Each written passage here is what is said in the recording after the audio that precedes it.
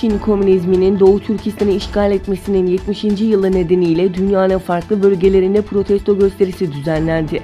Türkiye'de, İstanbul ve Ankara'da bir araya gelen Doğu Türkistan gönüllüleri Çin'i protesto ederken diğer yandan New York ve Brüksel başta olmak üzere binlerce gösterici Çin'in Uygur politikasını sert dille kınadı.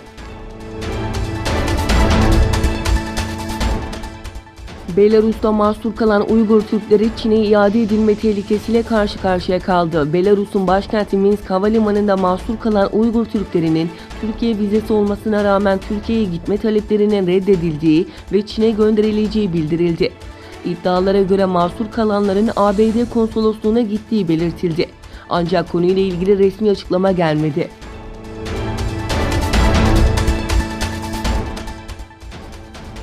Hong Kong'da Çin Halk Cumhuriyeti'nin kuruluşunun 70. yıl dönümünde düzenlenen yürüyüşte iki grup arasında çıkan tartışmaya polis müdahale etti, 2 kişi gözaltına alındı. Çin hükümeti karşıtı protestolar gün boyu devam ederken siyah giyinen binlerce göstericinin yasaklanmasına rağmen yürüyüş düzenlediği, Çin hükümeti karşıtı sloganlar attığı ve bazı göstericilerin genelde cenazelerde kullanılan sahte banknotlar saçtığı belirtildi. Şehrin çeşitli yerlerinde Çin hükümetini protesto eden göstericiler, Çin'in kuruluşu olan 1 Ekim tarihinin Matem Günü ilan edilmesi çağrısını yaptı. İran Cumhurbaşkanı Hasan Ruhani ile Rusya Devlet Başkanı Vladimir Putin, Ermenistan'ın başkenti Erivan'da bir araya geldi. İran Cumhurbaşkanlığından yapılan açıklamaya göre Avrasya Ekonomik Birliği Yüksek Konseyi toplantısına katılmak üzere Erivan'da bulunan Ruhani, Putin ile nükleer anlaşma ile ikili, bölgesel ve küresel konuları ele aldı.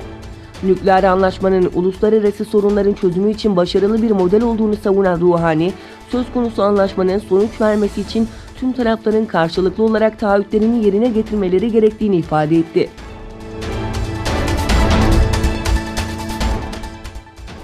Rusya Ekonomik Kalkınma Bakanlığı 2020-2022 yılları federal bütçe tasarısı için hazırladığı ek belgelerde Rusya vatandaşlığını almak isteyen yabancılarda taşıdıkları devlet vatandaşlığından çıkma şartının aranmamasını önerdi.